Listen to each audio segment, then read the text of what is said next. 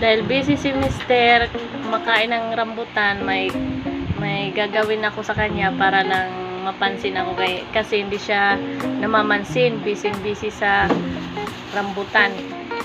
Kanina pa yan ayaw mamansin. So yayayain ko siya. Pa! Salibo. Anak-anak ka?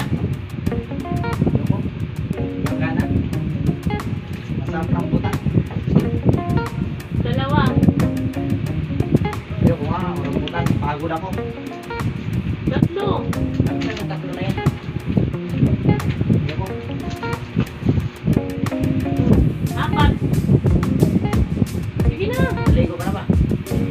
Mamaya na. Apat para sa anak-anak. Wala na. O, 5 na. Dali. Anak-anak na.